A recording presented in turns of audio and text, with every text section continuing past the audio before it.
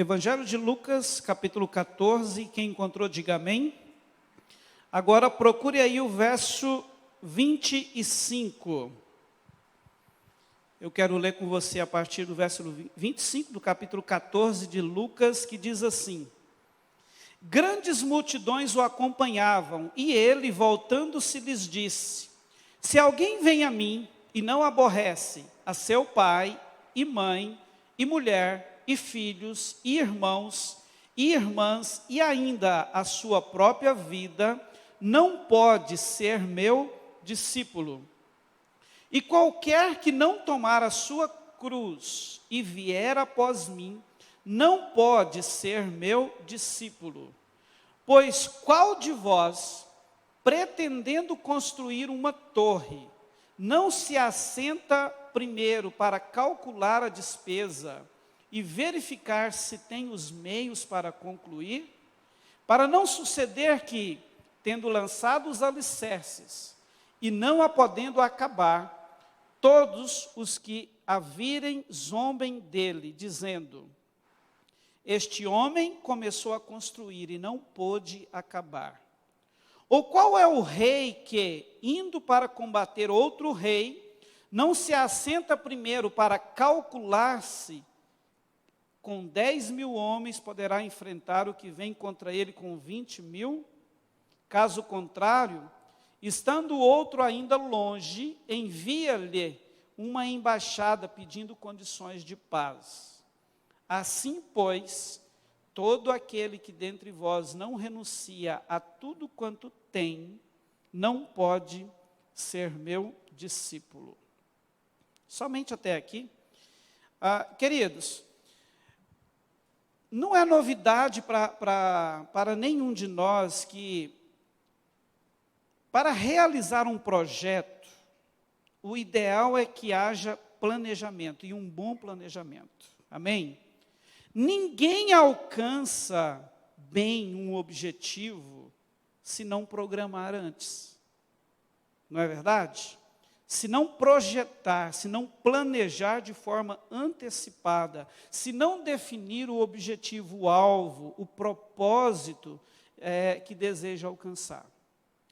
Jesus, diante dessa verdade, aqui no texto que nós lemos, ele, dando como exemplo, presta atenção nisso, um construtor e um rei que vai à guerra, ele comparou a maneira com que as pessoas realizam seus projetos diversos, com a forma que devemos, nós como cristãos, projetar a nossa vida espiritual, ou seja, a forma que devemos projetar a nossa vida relacional com Ele, com Jesus, esse que nós professamos tanto, que é o nosso Senhor e o nosso Salvador.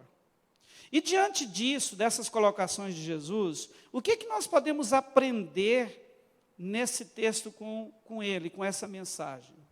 Veja, a Bíblia diz aqui que Jesus estava cercado por uma grande multidão e, de repente, ele para e olha para aquele povo e diz assim, eu quero citar algumas coisas no texto. No verso 26 ele diz assim, se alguém vem a mim e não aborrece a seu pai, e mãe, e mulher, e filhos, e irmãos, e irmãs, e ainda a sua própria vida, não pode ser meu discípulo. E no verso 27, e qualquer que não tomar a sua cruz e vier após mim, não pode ser meu discípulo. E logo em seguida, disso aqui, em volta desta mensagem, é que ele usa o exemplo do construtor e também do rei que vai à guerra. Então veja, Jesus com essas palavras aqui, ele estava mostrando como ou o que ele espera como estilo de vida daqueles que querem ser seu discípulo. Depois dessa palavra aqui, ele entra exatamente na mensagem, no exemplo aqui do construtor, que ele empreende a construção de uma torre de um rei que está pronto e ele vai à guerra, exatamente para exemplificar isso, a maneira que ele espera que nós comportemos, que nós vivamos, quando ele olha para nós e nos vê como essas pessoas que anseia tanto, que deseja tanto ser discípulos dele. Amém? Agora, olha só, isso demonstra para nós, queridos, que há um alto nível de expectativa de Deus, ou no coração de Deus a nosso respeito. Mas percebe-se que muita gente tem se esquecido disso. Muita gente tem esquecido de que a vida espiritual, ou essa vida relacional com Deus, ela também precisa ser planejada, como um curso que você faz, como uma faculdade que você faz, né, como uma carreira profissional que você empreende a alcançar. A nossa vida relacional com Deus, ela precisa ser planejada, ela precisa de dedicação, e era exatamente isso que Jesus estava falando. O que nós precisamos entender é que nós não podemos agir ou simplesmente viver a vida sem pensar nas consequências. Caso contrário, sabe o que vai acontecer conosco? Nós ficaremos como o construtor citado por Jesus, sem terminar o que começamos e, por cima, né, ainda vamos ser motivos de piada, de chacota. Ou podemos ser também semelhantes a esse rei, que saiu à guerra sem planejamento, que desistiu antes de começar a batalha. Não é isso que Jesus disse? Que ele sai para batalhar, mas de repente ele percebe, né, a sua ineficiência, ele manda uma comitiva pedindo paz. Olha, é impossível guerrear, eu estou desistindo da batalha. Então veja, a primeira coisa que nós precisamos entender aqui, né, é que é isso que Jesus espera de nós. Que nós possamos olhar para a nossa vida, para o nosso relacionamento com Ele e entender que isso não pode ser levado de qualquer jeito. Da mesma forma que tudo na nossa vida carece de planejamento, de programação, Ele espera que eu e você programemos, planejemos a nossa vida com Ele, a nossa vida, o nosso relacionamento com Ele. Por quê? Deus não te criou por acaso, você foi criado com um propósito e um propósito eterno. Você pode dizer amém? Deus sempre tem um propósito naquilo que Ele faz, naquilo que Ele cria. E você não pode deixar de acreditar nessa verdade. Deus criou você com um propósito específico e eterno. E nós precisamos encarar a nossa vida dentro dessa verdade. Se Ele nos criou com um propósito eterno, específico para a nossa vida, nós precisamos entender que há planos que Deus quer nos revelar no decorrer da nossa vida, que uma vez caminhando por eles, nós vamos conseguir atingir esse propósito específico para o qual Deus nos criou. E aí, queridos, me lembro aqui de Romanos, né? Quando Romanos 12 diz que a vontade de Deus é perfeita. Deus tem uma vontade perfeita para mim e para você. E nós somos desafiados a entrar nisso. Amém? Agora, algo que eu quero compartilhar com você. Ok, beleza, nós entendemos aqui que o Senhor, né, nos cria com um propósito e Ele espera de nós esse comprometimento, esse entendimento. Agora, algo que pode nos ajudar, querido, diante desse agora tão grande desafio que é vivermos a nossa vida de forma que agradaremos ao Senhor, que atingiremos os propósitos dEle para a nossa vida, né, os planos dEle, e por fim também, né, nós vamos atingir todos os nossos planos individuais, como seres humanos, como família, como homem, como mulher, né? Nós precisamos entender que ser eficientes não basta. Deus espera que sejamos, ou que tenhamos um nível de comprometimento além de eficiente, além de eficiência, que nos levam aqui a se envolver com Ele de uma certa forma, que nós deixamos a eficiência e passamos a ser agora pessoas eficazes, pessoas que fazem da melhor forma possível. Eu não sei qual é a percepção que você tem quando você para fazer essa reflexão, como tem sido a sua vida, a sua trajetória como cristão, como esse cristão, que um dia encontrou com Jesus e encontrou também com um propósito de vida específico dele para você. Mas eu quero te dizer que Ele espera de mim e de você, não eficiência, mas eficácia. E é importante a gente entender qual que é a diferença disso, né? Então, olha só, quando a gente fala de eficiência e eficácia, são palavras semelhantes, e muitas vezes elas até são consideradas sinônimas. No entanto, queridos, existem definições tremendas entre ser eficiente e ser eficaz. E nós precisamos entender isso, e é o que eu quero compartilhar com você. Veja isso. Eficiência, nós falamos de o ato de fazer certo as coisas, enquanto que eficácia consiste em fazer as coisas certas. Você viu que tem uma grande diferença? Quando você é eficiente, você faz certo as coisas. E quando você é eficaz, você faz as coisas certas. Isso faz uma diferença enorme. Eficiência é a qualidade daquilo ou de quem é competente, que realiza de maneira correta as suas funções ou aquilo que foi delegado para ele fazer. Isso é ser eficiente, isso é eficiência. Ok? A eficiência ela está relacionada também com o comportamento, né, de alguém que agiu, talvez bem próximo até da perfeição, na realização de uma determinada tarefa, de um trabalho, de algo que lhe foi delegado, que foi colocado para ele fazer. Ok? Eficiência também fala de qualidade de como as coisas são feitas. É conseguir atingir um resultado com o mínimo de perdas, utilizando os recursos de maneira boa, né? Isso também são características de uma pessoa eficiente. Fazer bem feito. Ok? Por exemplo, o que seria um exemplo de fazer com eficiência? Um exemplo simples. A moça limpou o quarto. Eficiente. Foi delegada, ela foi lá e limpou o quarto.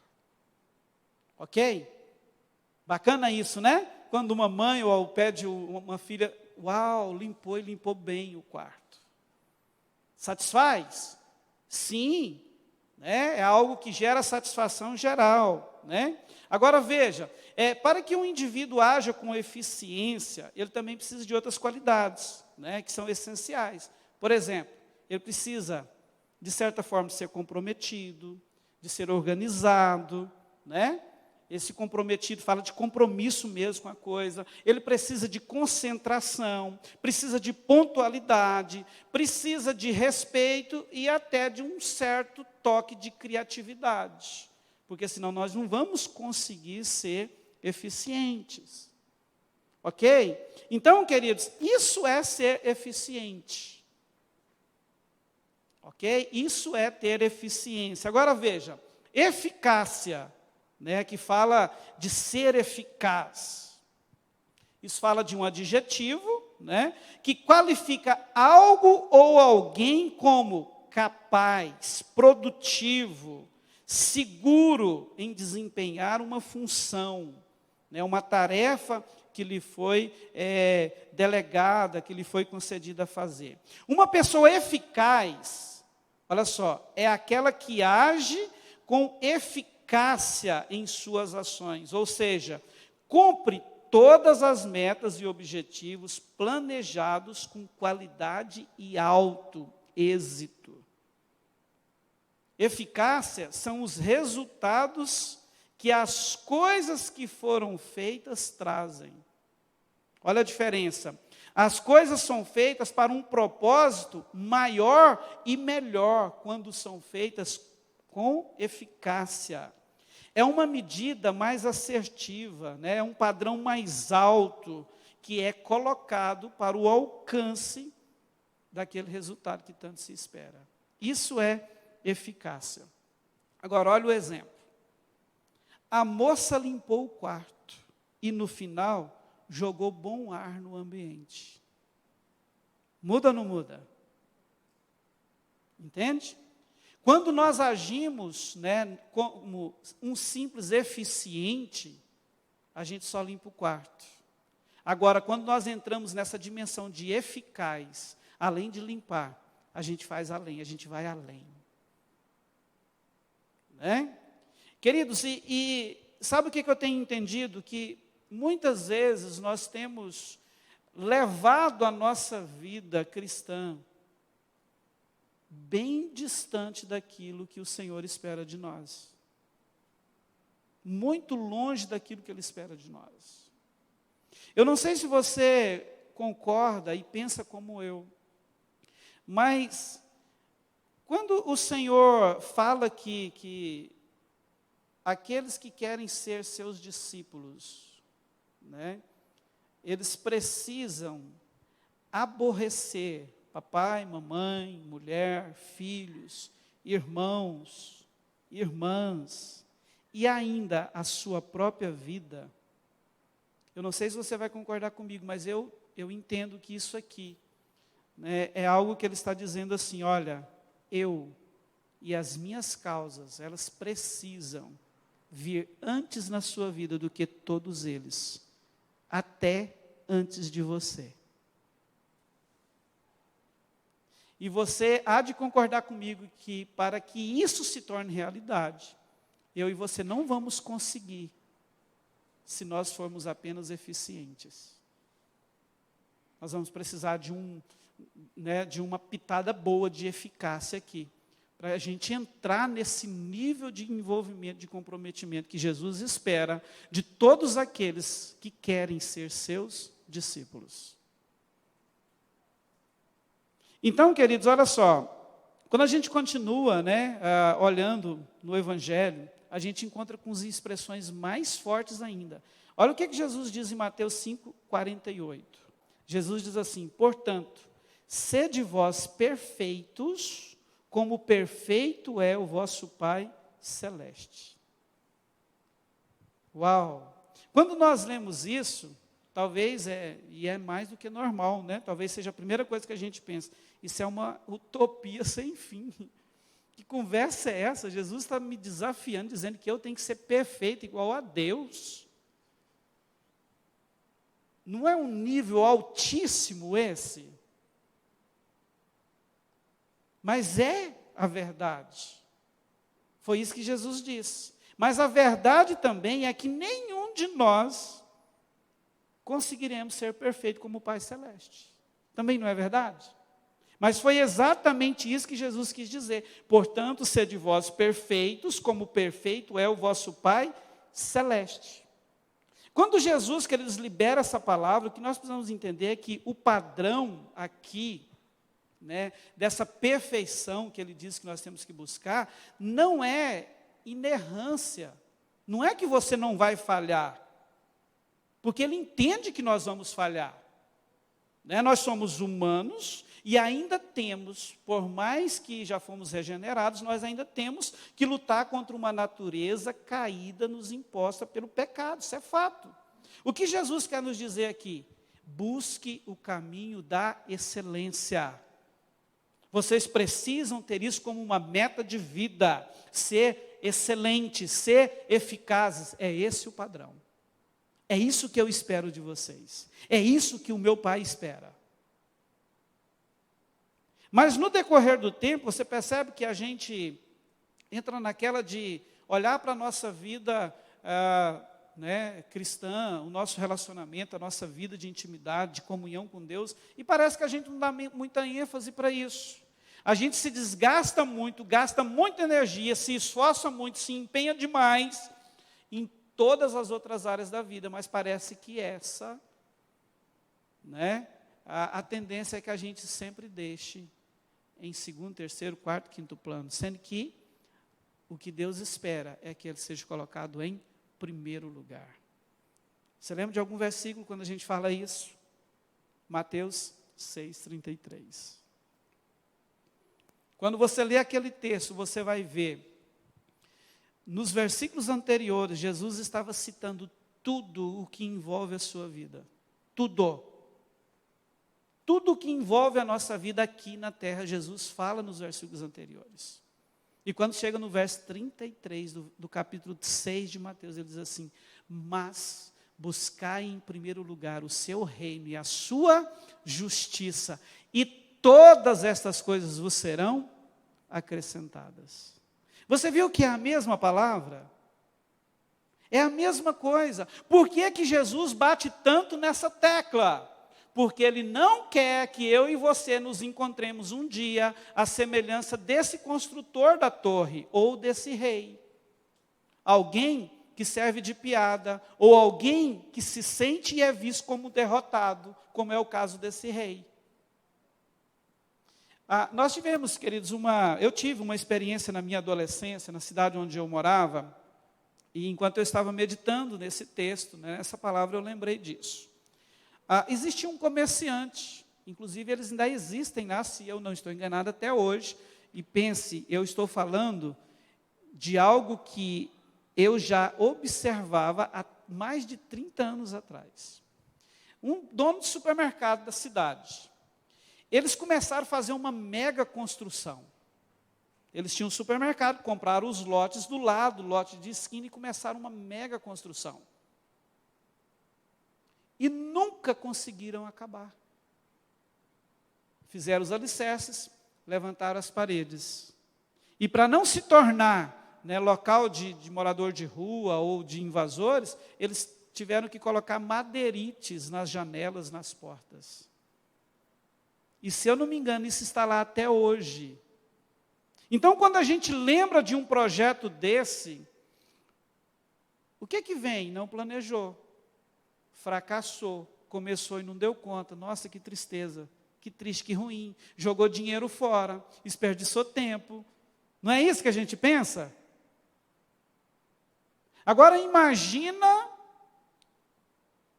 se encontrar numa posição de um rei como esse que Jesus diz, que sai à guerra sem analisar ali se tem condições, se é capaz de vencer, e de repente ele chega ali no campo da batalha, ele olha para aquele exército inimigo e diz assim: uau, eu não dou conta disso.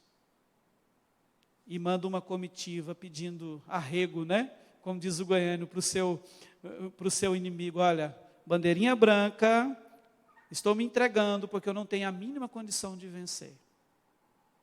Mas permita-me te dizer uma coisa, essas duas cenas que Jesus registra, têm acontecido com muitos cristãos, exatamente porque não escolheram ainda o caminho da eficácia. Estão muitos vivendo na dimensão apenas de eficiência. Sabia?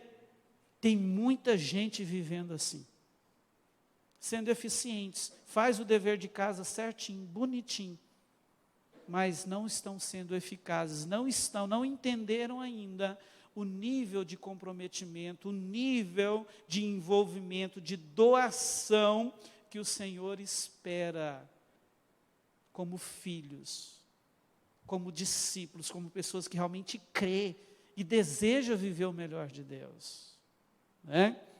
Então, queridos, preste atenção.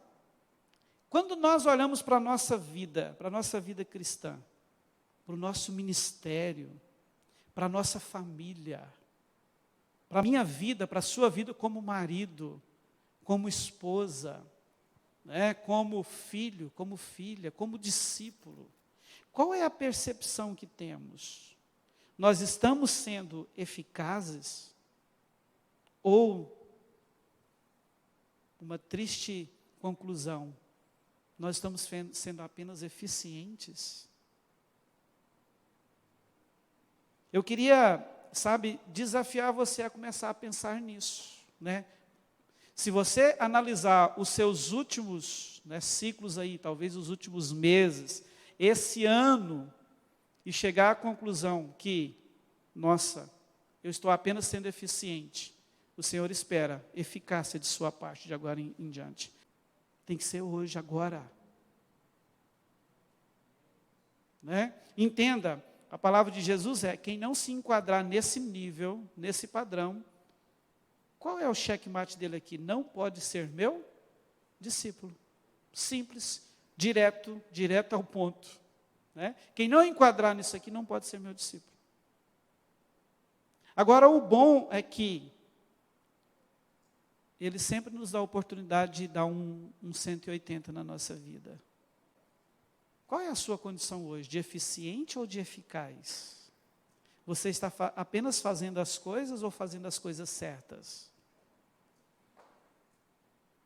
Você vem no culto de terça-feira por vir? Ou você vem ao culto? Você está vivendo por viver? Ou você está vivendo? Você está deixando a vida te levar? Ou você está sendo o senhor da história que está sendo escrita na sua vida? Isso se resume nesses dois níveis de posicionamento que nós tomamos. Né? E a minha oração é para que saiamos daqui hoje entendendo, queridos, que o Senhor não quer eficiência, Ele quer eficácia na nossa vida. Porque o que Ele tem para nós é algo extraordinário. E só depende de nós. Amém? Está tudo pronto. E quando nós olhamos para a palavra dEle, tomamos posse, decidimos entrar nesse nível de entrega, de envolvimento, queridos, nada vai impedir o mover de Deus, o agir de Deus na sua vida, né? A materialização das promessas dEle na sua vida. Então, depende de mim e de você. Coloca a mão no seu coração, deixa eu orar com você. Senhor, no nome de Jesus, nós bendizemos o Teu nome, nós Te exaltamos, nós Te glorificamos, Senhor, porque Tu és maravilhoso. E como é bom olhar, ó Deus, e saber que o Senhor tem uma proposta tão desafiadora para nós. E é a única proposta, é o único meio, Senhor, que nós podemos verdadeiramente, ó Deus, encontrar êxito, um bom êxito. Ó Deus, atingir, Senhor, aquele lugar de plena felicidade, não tem outro. Por isso, ó Deus, eu quero orar por mim, por cada um que estão aqui, os irmãos que estão nos assistindo, ó Deus, pela internet. Espírito Santo, que o Senhor gere no nosso interior um momento de profunda reflexão. E que nós, ó Deus, possamos assumir aquilo que nós estamos sendo diante do Senhor, diante de todo o propósito eterno que o Senhor reservou para cada um de nós. E se a conclusão for eficiência, que haja uma revolta interior, e que uma chave seja mudada, que um novo comportamento seja, ó Deus, encarado e assumido por nós, onde nós seremos não mais eficientes, mas nós seremos eficazes, e nós atrairemos, ó Deus, a manifestação da Tua glória para a nossa vida. Em nome de Jesus, meu Deus, que a vontade do Senhor, ó Deus, ela seja plena em nós, que o desejo que o Senhor espera de nós, que seja, ó Deus, o nosso, que seja o nosso desejo, fazer, ó Deus, com que a nossa vida não seja só um projeto de discípulo, mas que sejamos realmente discípulos, pessoas que entenderam o nível de comprometimento que o Senhor espera daqueles que assim professam te desejar e te servir. Em nome de Jesus, obrigado, Senhor, por esse tempo. Obrigado por esse dia, obrigado pela palavra, obrigado, ó Deus, pela forma tremenda que o Senhor tem ministrado a nós neste lugar. Nós te agradecemos em nome de Jesus. Amém, queridos? Glória a Deus.